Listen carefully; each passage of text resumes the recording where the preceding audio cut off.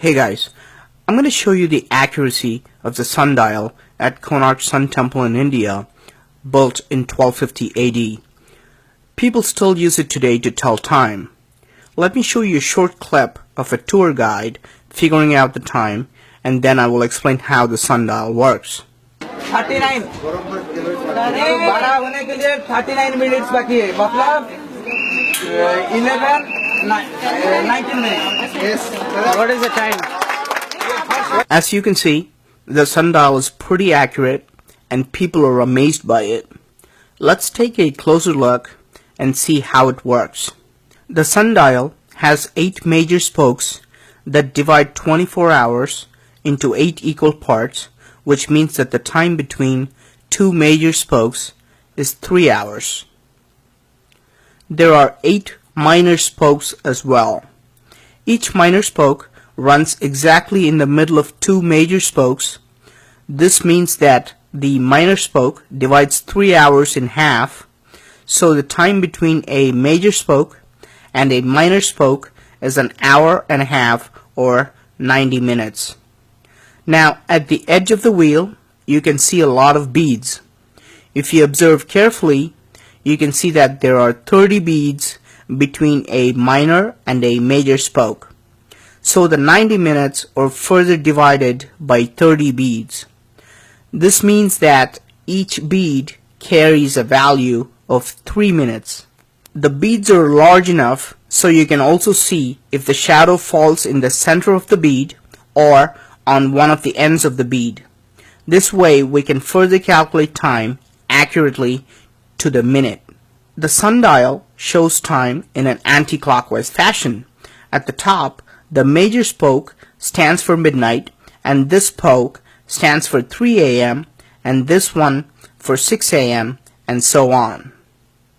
When I place a finger or a pen at the tail of the animal in the axle, the shadow will fall on the edge of the wheel. Now, I simply note the bead where the shadow falls. Using the math we did before, I can easily tell the current time precisely down to the minute.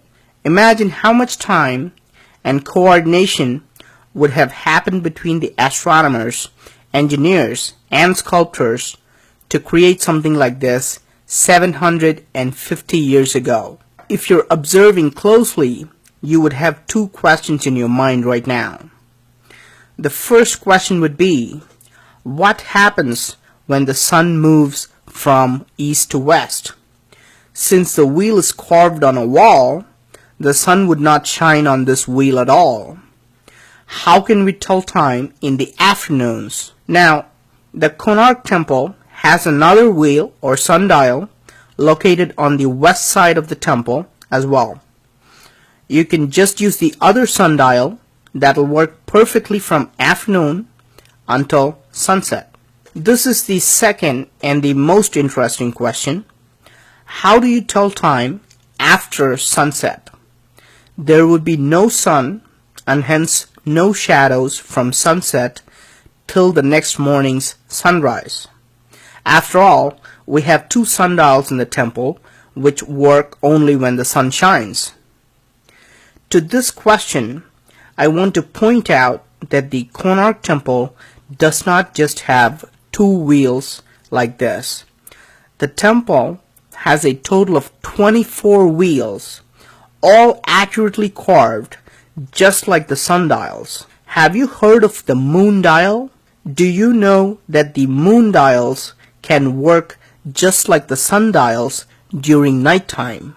What if the other wheels in the temple could be used as moon dials? Many people think that the other 22 wheels were carved for decorative or religious purposes and do not have an actual use. This is what people thought about the 2 sundials as well.